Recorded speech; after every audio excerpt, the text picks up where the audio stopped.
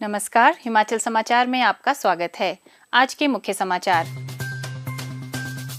मुख्यमंत्री ने कहा, राज्य शैक्षिक अनुसंधान एवं प्रशिक्षण परिषद और डाइट संस्थानों का होगा पुनर्गठन।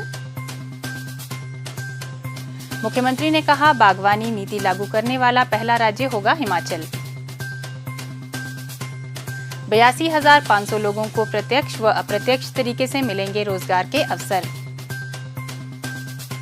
समग्र जल विद्युत क्षमता में सर्वोच्च उपलब्धि हासिल करने के लिए हिमाचल को मिला पुरस्कार। और अब समाचार विस्तार से।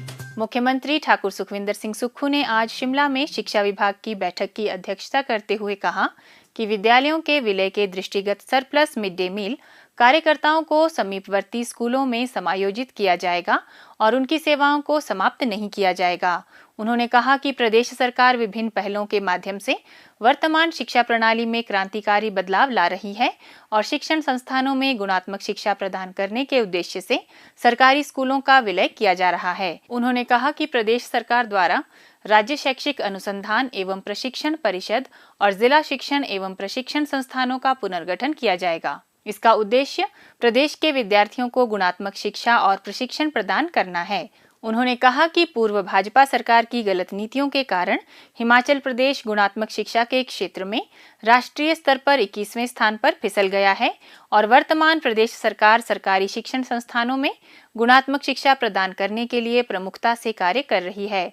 मुख्यमंत्री ने कहा कि प्रदेश सरकार ने शिक्षकों का ज्ञानवर्धन करने और उन्हें विश्व स्तरीय शिक्षण पद्धतियों की जानकारी प्रदान करने के लिए विदेशों में शिक्षण भ्रमण करवाया ताकि प्रदेश के विद्यार्थी लाभान्वित हो सकें। प्रदेश सरकार शिक्षा, खेल और अन्य क्षेत्रों में उत्कृष्ट प्रदर्शन करने वाले मेधावी विद्यार्थियों के लिए भी इस तरह के भ्रमण कार्यक्रम आयोजित करवाएगी ताकि विद्यार्थियों की प्रतिभा में और निखार आ सके। प्रदेश सरकार शैक्षणिक संस्थानों में खेल अधोसंरचना उन्नयन करने के लिए ठोस प्रयास कर रही है। उन्होंने कहा कि 6 से 14 वर्ष की आयु वर्ग के विद्यार्थियों के लिए खेल प्रतियोगिताओं का आयोजन किया जाता है। 6 से 14 वर्ष आयु वर्ग के विद्यार्थी अंडर 14 टूर्नामेंट्स में भाग ले सकते हैं और इन टूर्नामेंट में 6 से 11 आयु वर्ग के विद्यार्थियों के लिए अलग खेल प्रतियोगिताएं आयोजित की जाएंगी। उन्होंने कहा कि प्रदेश में खेल गतिविधियों और खिलाड़ियों को प्रोत्साहन प्रदान करने के उद्देश्य से प्रदेश सरकार ने खिलाड़ियों की डाइट मनी में उल्लेखनीय वृद्धि की है। इसके अंतर्गत राज्य स्तरीय प्रतियोगिता में भाग लेने वाले खिलाड़ियों की डाइट मनी को 240 रुपए से बढ़ाकर 400 रुपए किया गया है। जिला स्तरीय प्रतियोगिता में 300 रुपए तथा खंड स्तरीय प्रतियोगिताओं में 240 रुपए दिए जाते हैं। प्रदेश के बाहर प्रतियोगिताओं में भाग लेने वाले खिलाड़ियों की डाइट मनी को बढ़ाकर 500 रुपए किया गया है। इसके अतिरिक्त खिलाड़ियों को सुविधा प्रदान करने के लिए प्रदेश सरकार ने राज्य के बाहर आयोजित होने वाले आयोजनों में भाग लेने वाले खिलाड़ियों की यात्रा सुविधा में भी वृद्धि की है। मुख्यमंत्री ने कहा कि प्रदेश सरकार द्वारा विद्यार्थियों का समग्र विकास सुनिश्चित करने के लिए शैक्षणिक संस्थानों में खेल गतिविधियों में बढ़ावा देकर नशे की प्रवृत्ति से दूर रखा जा रहा है। उन्होंने कहा कि खेल जीवन का अभिन्न अंग है जो व्यक्ति को मानसिक और शारीरिक रूप से स्वस्थ रखते हैं। प्रदेश सरकार ने सभी स्कूलों को शारीरिक व्यायाम के लिए हर दिन कम से कम 15 मिनट समर्पित करने के निर्देश दिए हैं।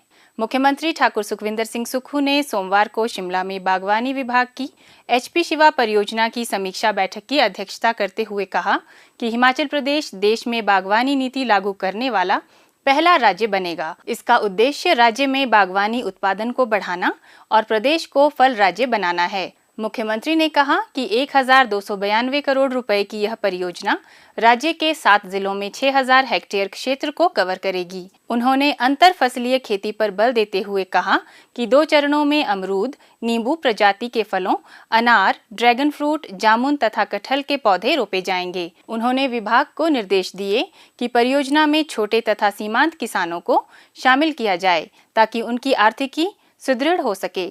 राज्य सरकार ग्रामीण अर्थव्यवस्था को सुदृढ़ करने को सर्वोच्च प्राथमिकता दे रही है तथा बागवानी क्षेत्र किसानों के उत्थान में महत्वपूर्ण भूमिका निभा सकता है। मुख्यमंत्री ने कहा कि परियोजना के तहत वर्ष 2028 तक 6000 हेक्टेयर भूमि में 60 लाख फलों के पौधे रोपे जाएंगे। परियोजना के तहत प्रथम चरण में 4000 हेक्टेयर भूमि तथा दूसरे चरण में शेष 2000 हेक्टेयर भूमि को कवर किया जाएगा।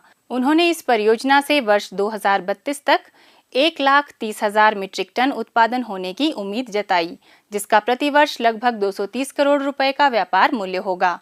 उन्होंने कहा कि इस परियोजना से राज्य के 82,500 लोगों को प्रत्यक्ष व अप्रत्यक्ष तरीके से रोजगार के अवसर भी मिलेंगे। मुख्यमंत्री ने विभाग को निर्देश दिए कि इस परियोजना में सूचना प्रौद्योगिकी और आधुनिक तकनीक का इस्तेमाल किया जाए ताकि किसानों को उनकी फसलों के बेहतर दाम मिल सकें। उन्होंने कहा कि राज्य के ग्रामीण क्षेत्रों में रह रही 70% आबादी विभिन्न कृषि गतिविधियों से जुड़ी है।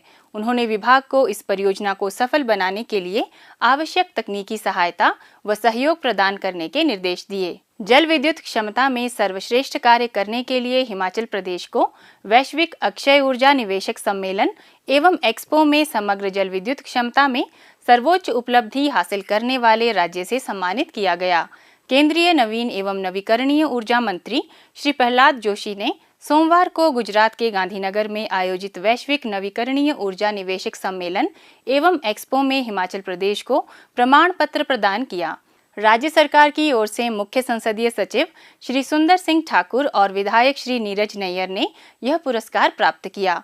मुख्यमंत्री ठाकुर सुखविंदर सिंह सुक्खू ने इस उपलब्धि पर बधाई देते हुए कहा कि वर्तमान सरकार हिमाचल प्रदेश को 31 मार्च 2026 तक हरित ऊर्जा राज्य बनाने के लिए कारगर कदम उठा रही है और इसके लिए सरकार ने अब तक कई पहल भी की है। उन्होंने कहा कि जल विद्युत और नवीकरणीय ऊर्जा का दोहन करने के लिए सरकार विशेष ध्यान केंद्रित कर रही है। रिकॉर्ड 6 माह के भीतर पेखुबेला स्थित 32 मेगावाट के सोलर प्लांट का संचालन शुरू कर दिया गया है। वहीं 2 सौर ऊर्जा परियोजनाओं, 10 मेगावाट की कुटलैहड़ और 5 मेगावाट की भांजल परियोजना को भी जल्द जनता को समर्पित किया जाएगा। इन परियोजनाओं के शुरू होने से जहां कार्बन उत्सर्जन में कमी आएगी और जीवाश्म ईंधनों पर निर्भरता भी कम होगी।